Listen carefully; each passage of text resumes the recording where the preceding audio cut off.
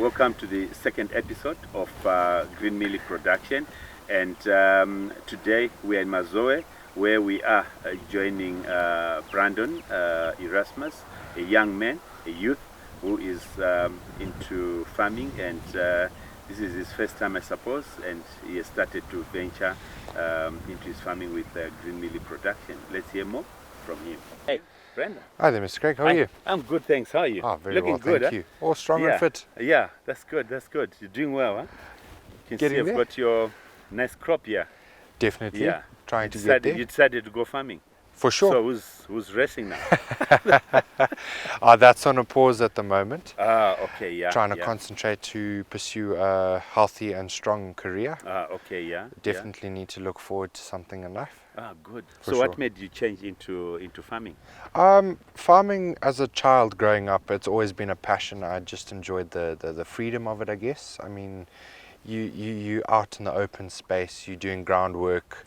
It's just well earned at the end of the day. You feel very accomplished. I guess that's what made me decide to go into farming from biking. And produce food for the people. 100%, 100%. Feeding God's children. Of course. That's definitely like the number one. Feeding God's children. Well, definitely. You know, you feel satisfied by making sure you produce something to directly feed the people. Absolutely. Good. No, that sounds great. Why did you decide to go Green Millies? Well, the decision came when I started doing my research. My old man always taught me how to do my research before taking another step forward. I did my research. I looked into doing green maize. It's a very quick turnover, as well as the income can be great, which I thought was very helpful to be able to try and expand in my farming career. I chose it, I think I chose very well on the green maize. So do you mind? Can we walk through the field? Absolutely. Good, thank you.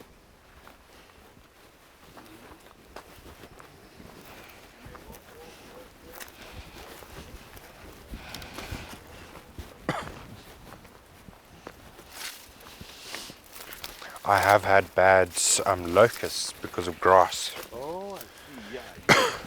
So in the beginning, my crop literally looked like cattle ate it. We sprayed, everything worked out, and now it looks like the fall armyworm is coming back. Yeah, but it's, you know what? The one which is coming back, it might be that the spray was not effective. Yeah. It's not that it's coming back, but it was not controlled. No, absolutely. Because if you look at some, they're looking... Some are fine, some aren't. Very, very clean. If you look at this one, quite clean. But there's nothing in giving it another spray, I agree. So I started out on 4 hectares. In the beginning, I missed the rainfall beginning of the year. So I then decided to pursue irrigation. I went to Drip-Tech Irrigation, who thankfully gave me a decent price as a young farmer starting out with all my irrigation, from pumps to sprayer nozzles. They were very helpful at teaching me how to use the irrigation. I then started on 4 hectares. I then did my land prep. Unfortunately, this was virgin lands, never been used for cropping. So we had to take out trees, we had to burn the lands. We then started by using a disc harrow. We started disking, we rolled it, and then we came in with the planter after the irrigation was confirmed to be 100% active. Once that was working, we then planted. After we planted, we then came in with our pre-germination chemical spray. We used Dual, we used atrazine and lambda. That was for insect control as well as weeds before the plant germinated. And then that was all successful. After the first month, we could see great results. Unfortunately, we are facing water issues, and winter was very cold. So we are currently recovering from a very cold winter, as well as water shortages, as well as zesa shortage. But everything is recovering nicely. We have 3 hectares of ZAP 63, and then 1 hectare right at the back with ZAP 61. The plant population was expected, worst case scenario, 55,000 plants to a good expectation of 60,000 plants per hectare. We put a top dressing of urea at 1 coke cap, very traditional way of measuring. We use the coke cap of urea per plant, spaced about 5 centimeters away from the plant. Reason why we used urea was it has a stronger, how can I say it? It's stronger than AN. And it also takes a lot longer to dissolve compared to AN. So the lifespan of the urea would be much better to go with. Brandon, look, I can see there are few plants which are damaged with this 4-armyworm. Definitely. Yeah. What have you done to control the 4-armyworm? So I personally find that getting guys with knapsacks to spray directly into the funnel would work. Unfortunately, she's due for another spraying soon, which will happen later this week. So what I use is acephate. And acephate usually works very fast to kill the armyworm. It usually takes about a day or two. The mixtures are a kg to 200 liters of water, and then we put it into a knapsack, and then the guys take their time and spray into the funnels, and it usually lasts quite a while. So far we've sprayed once. We've experimented a little bit with lambda and acephate, but acephate seems to be working very well. Best, huh? Definitely. Yeah. Okay. Yeah. All right. And I can see this is the frost damage, yeah? Yes, definitely. Yeah. Or this. Hey. Or this. You're lucky it managed to recover, eh? Very lucky. Otherwise, it was going to be a total loss.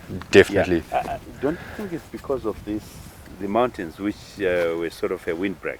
It could have been that. I do feel coming from the valley, from the top of the valley, the wind The wind came down. Yeah. Luckily enough, the plants were very small, so it didn't really damage the stems. So it's like it missed, huh? It just smacked the top. Okay. So I was very lucky for it to only have got the leaves, but the stems are all healthy and they're picking up nicely. Yeah, I have had a few patches where it has done a lot of damage, where it's dropped my size of the maize plant down, but they will eventually pick up. It's just waiting for Zesa to come back. You can actually see they are recovering because it's mostly green now. Definitely. Yeah, that's right. Which is really good. And you know, the good thing is you didn't lose heart. Otherwise, you were just going to plow it under and replant. Absolutely. And that was going to cost you more money in terms of production cost. Yeah, Brandon, very good crop. And what are you expecting out of this in terms of yield? The right expectancy when I was doing my research was 60,000 plants exact per hectare. But obviously you can never rely on exact figures. With your winter loss, especially taking a risk planting through winter, your struggle with water, that could also be a factor in it. So I would expect... And don't rule out theft as well. Huh? Definitely, theft as well. That's right. So my base expectancy would be around 45,000 to 55,000 plants from an exact figure of 60,000 plants. Okay. So at least there's no room for high expectations as well as you didn't reach your goals like you said you would. So there's a bit of a 50-50 there. Right. Yeah. So do you think you're going to make profit out of this crop? Absolutely. From what my research has done, planting through winter, we've surpassed the rainy season farmers that rely purely on rain.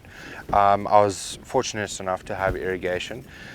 So with my harvest coming out of winter, going towards now the rainy season, I'll be hitting the market when people are now getting ready to now plant for green maize. So I should be able to make a good amount of money to get back in track with the proper seasoning and timing with the farming. Okay, so it's like you timed your harvest, you have timed when there's that gap, when there's nothing. Absolutely. Yeah. Okay, so that you fetch a better price. Wow. Definitely. Yeah, for a young man, it's good thinking. And anything else? What are you thinking about the stalks after removing your cobs? They'll still be green and healthy and nice. No, for sure. I was thinking of donating them to a dairy farmer I know. I figured that will help as community service on my part. Ah, that's good. Oh, you're thinking of the community as well. Definitely, Wow, community is number one. that's great. That's great. Yeah, yeah. Okay. You know, I know you as a biker, a racer, everything, and how is this going to fit into your busy schedule when you're now in the season of biking? Do you think you are going to manage both farming and your sport?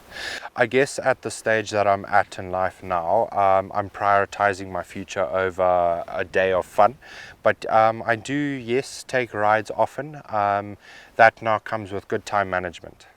The only time I allow myself to go and enjoy a day of riding would be when I know I've accomplished everything at the farm on a good day's of work and everything is in order, ready to tackle a Monday morning again. So that would be just good time management skills, which can be difficult to try and manage, but I'm sure good practice is key. Wow. So now you've got green mealies. What's your other plan? What are you planning to plant in your next cropping program? In my next cropping program, I'm hoping to be able to plant cabbages and yellow maize, because I've heard yellow maize is a lot healthier for the people when they eat it. It's the same as green maize.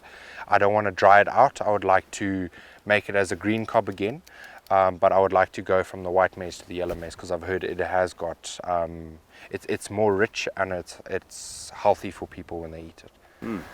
Okay. There are plenty youngsters out there with plenty land lying idle.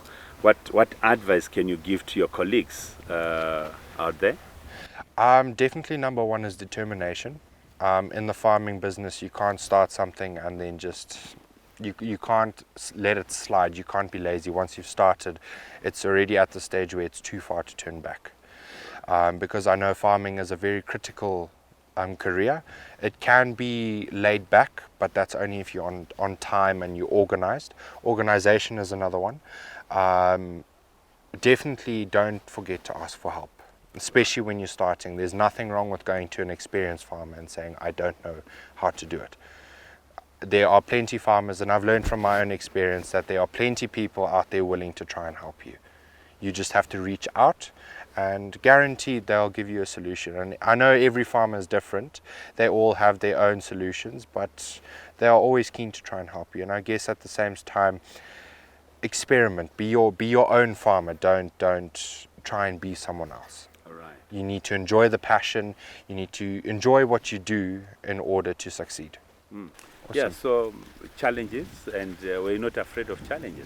I was, to a point I was, but there was something in me that reminded me of what my old man said to me.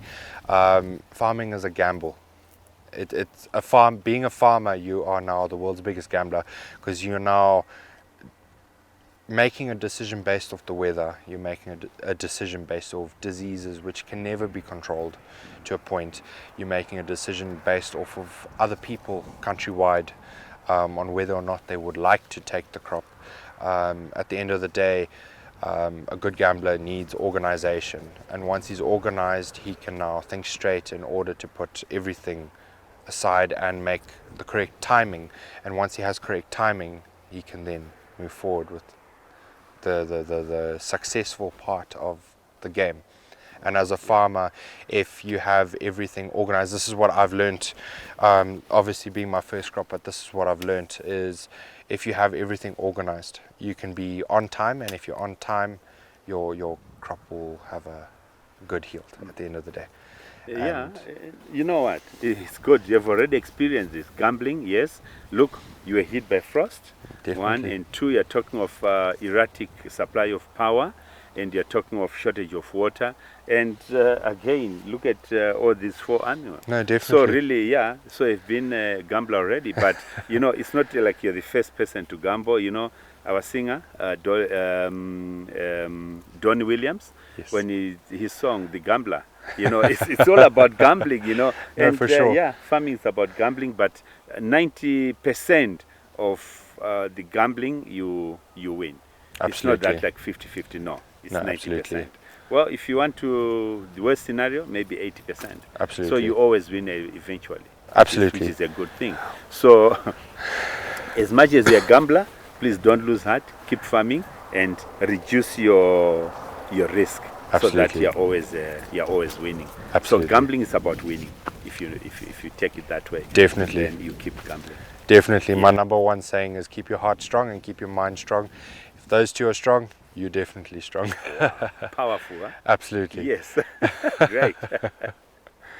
So, Mr. Craig, you've seen my first attempt at farming. What is your opinion? Yes.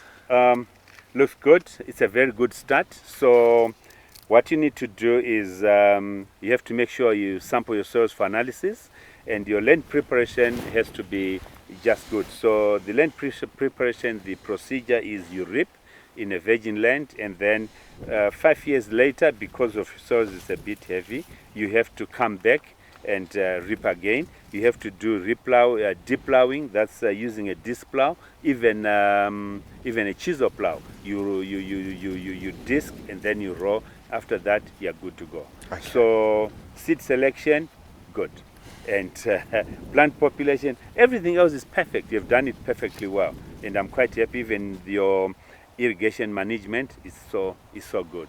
So there are only 1 or 2 things to correct, and then you're good to go. Awesome. But well done, young man. Thank you, Mr. Keep Craig. it up, huh? Good.